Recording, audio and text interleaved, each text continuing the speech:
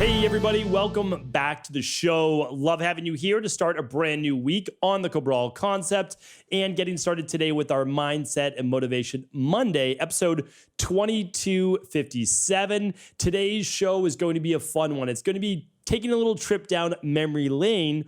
Over the past 25 years, I have had the privilege of working with some of the most phenomenal wellness clients, private clients you could ever meet. And I've had a long history of working in this industry. I came up in college, while I was in college, working as a nutritionist and personal trainer, graduated from college, continued on with that career, getting into strength and conditioning, into all sorts of things like yoga for athletes and all sorts, again, different facets of the industry, which I love so much. Eventually, really found my true goal, my true calling in life, which was helping people at a deeper level through at-home lab testing and customized and personalized wellness-based protocols, and actually developing those, manufacturing those, curating those, making sure they're third-party tested, and just going through the rigor of all of that. So I love the science, but I also love the practitioner side. I wouldn't be where I am today without having that practitioner side of me, actually working with real people to see what does really work in the real world. So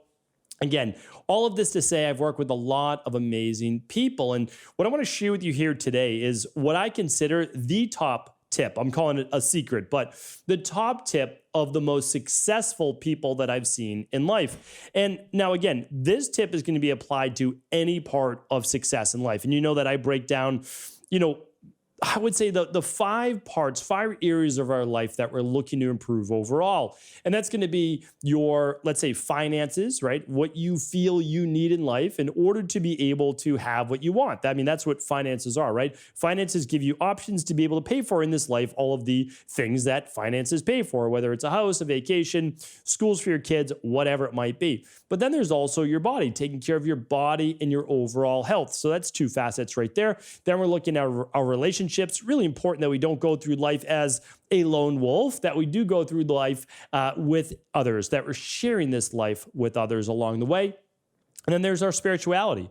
It's whatever religion you believe in, whatever that you believe the universe means to you. And again, that's not for me to tell you for sure. And I'm not here to even give you relationship advice. There's a few things that I might have some tips on, and that's really having to do with body transformation, overall health and wellness, and then using that in the other areas of your life that you see fit. Again, the career, the finances, the relationships, and the spirituality. But when I look at like the most successful people that I've looked at, where most people could agree, right? So we have this barometer in our society. Well, like what's ultra successful? Ultra successful just means that you've risen to the top of a particular field. Whatever that field is, you've kind of got to the top. So I've worked with Olympians. I've worked with professional athletes like NFL players, PGA players. I've worked with UFC fighters. I've worked with billionaires, multiple billionaires. Obviously, they've risen to the top of their industry as well. I've worked with famous authors that you would know, Hollywood celebrities, directors, and many more. And the only reason that I mentioned this, and actually this is a topic that I've wrote about in my Sunday Rewind just a couple weeks ago. Hopefully you get my Sunday newsletter. I only write that once a week, and it's something that whatever I'm kind of contemplating in my head on that Sunday, I'd love to be able to share with you.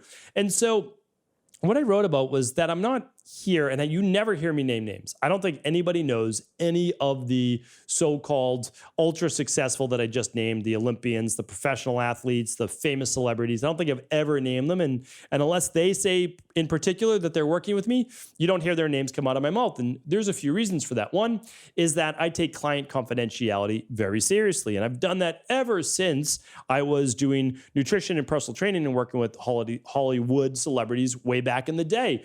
And so to me, that just means a lot. I want people to know when they work with myself and my team that they know that we're not going to be talking about them to anyone else, their protocols, their labs, anything like that at all. So I just don't feel the need to name names. I know a lot of people are like, well, you'll get more clients and all that. That's not why I'm in this industry. Not at all. I'm here to teach. I'm here to pass on what I've learned that got me well, right? That helped me. I want to share that with other people. That's what it's all about. And of course, because of that, and because we have a track record of results, well, then those referrals come, because it's not like we're marketing to anyone out there.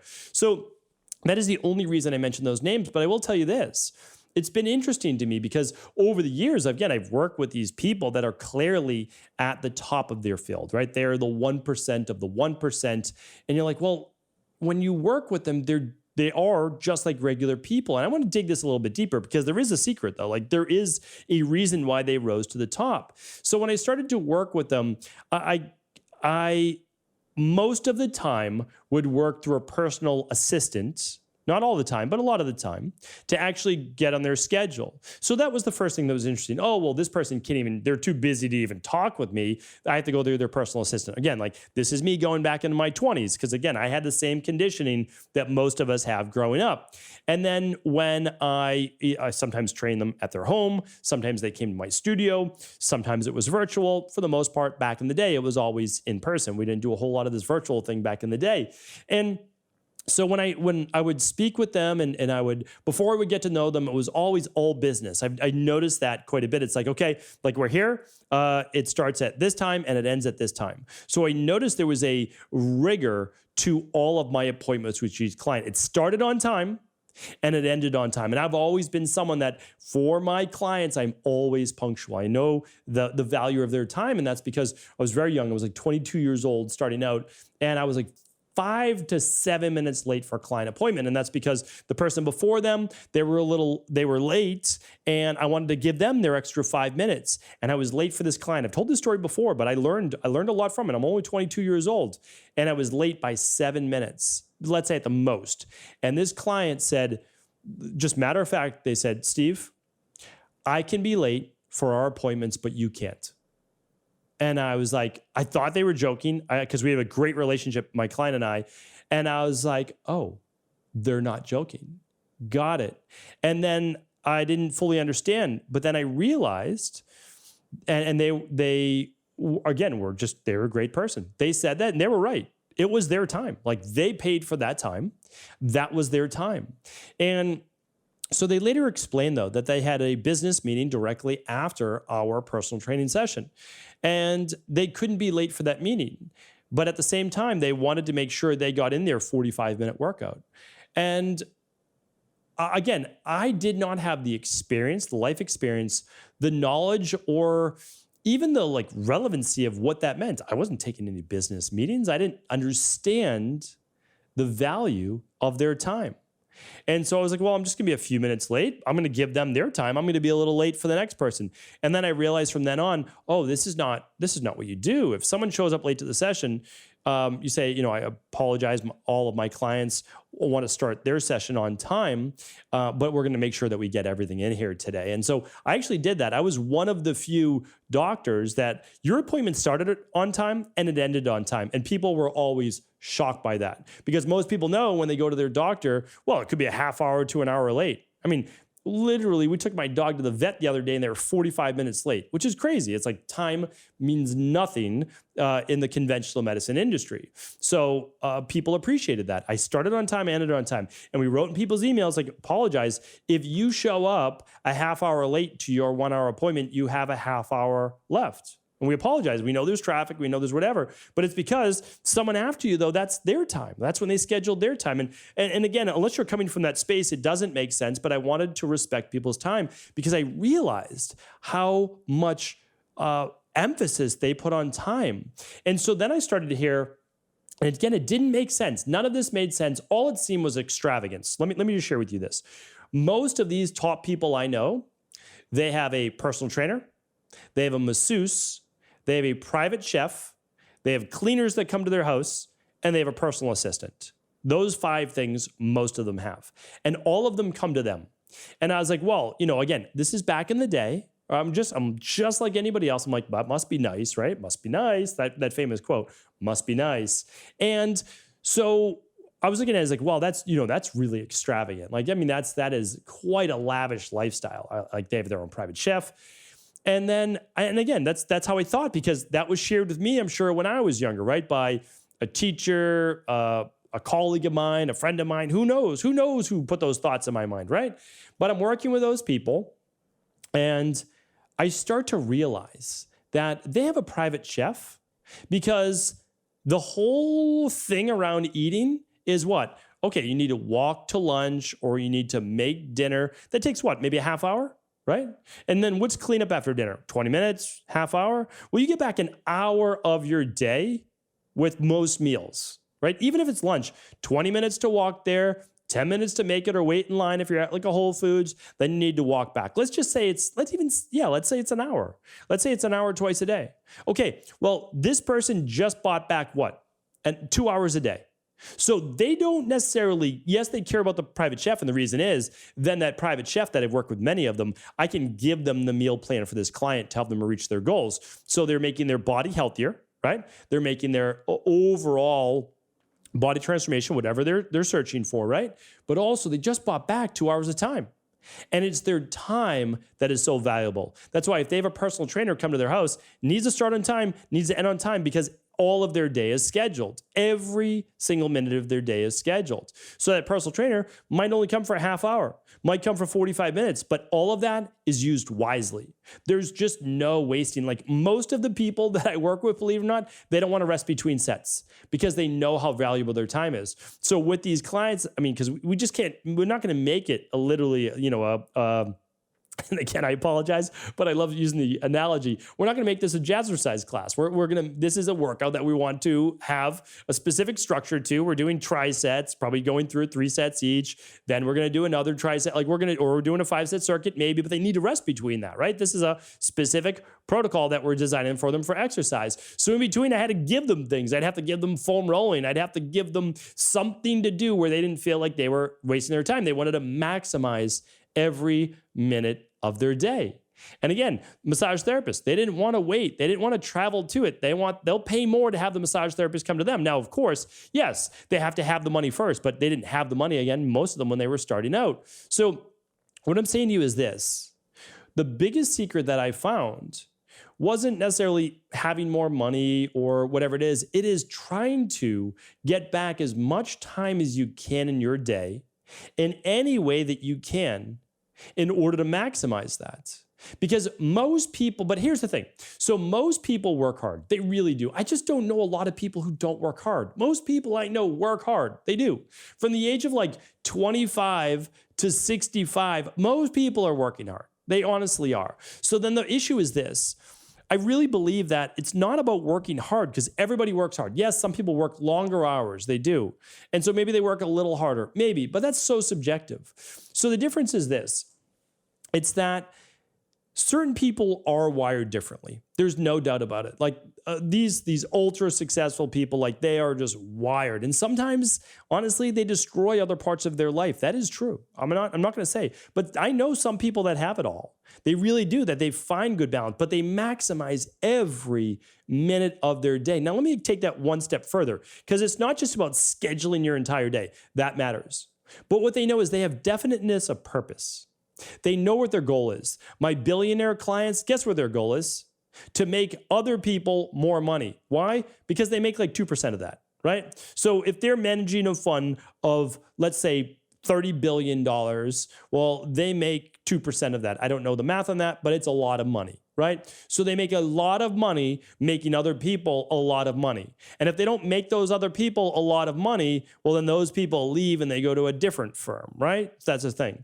So as a professional athlete, well, your career might be 3 years, like if it's in the NFL. Maybe it's 5 years, in a different sport, but you have a finite window, unless you're Tom Brady, right? You've got a finite window in order to maximize your time, because you don't probably have a big fallback, because for your entire life, it's been focused on one thing, definite and a purpose of being the very best at this particular sport. But PGA golf, you could probably go maybe a little bit longer, right? For sure. So what I'm saying is this, is that they know from when they wake up to when they go to bed, everything that's happening during their day. And you might say, well, that sounds a little too rigorous. That sounds a little too planned. I understand that, but that seems to be what it takes to be the very best in the world, to be very successful. It really does. It seems to me that at least Monday through Friday, waking up and already knowing your schedule the next day seems to be one of the biggest secrets. And then within that schedule for the next day, it is how many hours of that next day. Most people have 16 hours, okay? So how many hours of the 16 hours that they have awake are scheduled towards achieving their goal? Think about that. What is your goal? Now, how many hours of the day are scheduled towards that? If you say, well, sometimes none, that's the difference. That is the difference. And you might say, well, I don't have any extra time. I'm going to link up a podcast here today. I don't typically link up ones on Mindset and Motivation Mondays, but today's episode is 2257. And I'm going to link up, I've got so many Mindset and Motivation Mondays. I would love you just to tune into all of them. I'll link that up here. But here's the thing, at least listen to the missing 6 hours per day, because you can at least get back a couple hours. Okay. Might not be easy, but I know that you can get back 2 hours a day. I know that you can. So here's the thing. Just let's think about this overall. Two people have a goal. The goal is I just always use weight loss because there's 2/3 of the population that wants to lose weight. If you don't want to lose weight, I totally understand, right? But just insert another goal. But, if your goal is to lose 40 pounds, how many hours a day are you dedicating towards that? Right? I mean, that's the thing. It's like, well, people don't even necessarily work out, except, well, maybe a couple days a week. How many hours are dedicated to weight loss? Do you have your meals scheduled? Did you prep your meals? You taking your vitamins? You looking at gut function? You're looking at hormone function? Have you done an at-home lab? Like, what are you doing? Like, how serious are you about achieving that goal? And I don't want to be talking down to anybody, because listen, I've been here, and sometimes I need to give the talk to myself more than I'd like. That's the truth. But the thing is, it's not if we get off track, it's how quickly do we get back on track. And I'll tell you right now, all the people that I just mentioned, maybe you don't want to be an Olympian or a professional athlete or a billionaire or any one of these other things, right? Celebrity.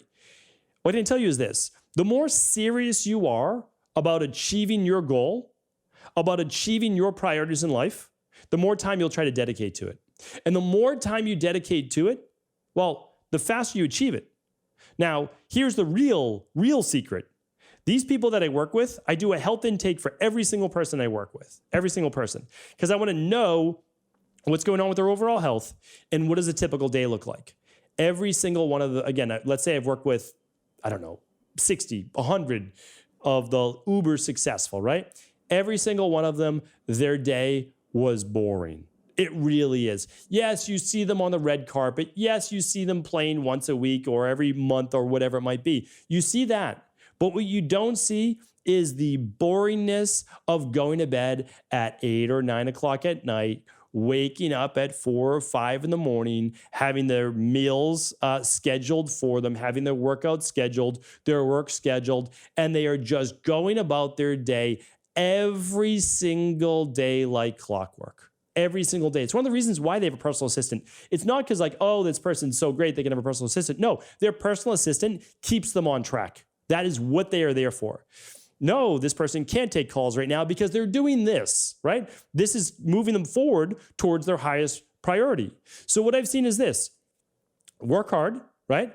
Focus. How many hours a day are you focused on your main goals, right? Don't have a million goals. Most of these people had one goal, okay? One of the reasons why they're so successful, every single day they work on one thing. That's the thing that they are working towards. Now, it might be if this person's an actor or they're an athlete, sure, a lot of it's exercise, right? A lot of it's nutrition, a lot of it's working their craft, and they're doing all the extras, like whatever it takes, getting their sleep, right? They're focused on the de-stress protocol without even knowing it, right? But the thing is this: it's a lot of people can do this for a month or 2 months or 3 months, like we've seen on shows like The Biggest Loser and reality TV. But can you do it for a decade? That's the thing. Because if you want to be at the top, if you want to be ultra successful, it's every day for a decade. That's what it seems to be. Now, again, I think a lot of these people are wired differently, right? This is what they know. This is who they are. But even if you're not driven like that, you can follow these same practices. You just have to be more deliberate about it, right? Diligent, that you just follow the schedule. And you just wake up and you just work on yourself for X number of hours per day. Again, if you don't think that you have an hour a day, please go back, listen to the missing 6 hours a day. You'll find an hour or two a day. And if you spend an hour or two a day working towards your goal and you do it day in and day out, month in and month out, if it's a small goal, you'll achieve it within 90 days. Like, that's the magic. Now, if it's a little larger goal, maybe it takes a year. If it's a big goal, it might take a decade. But here's the thing: the time's going to pass anyway, right? If the time's going to pass anyway, you might as well spend it working towards what you really want in life.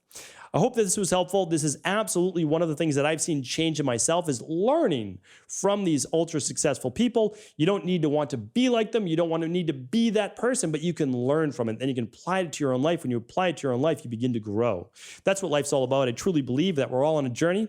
Growth is the biggest part of it. So thank you so much for tuning in. I'll be back each and every Monday with our mindset and motivations. Take care, everyone. Have an amazing start to the week.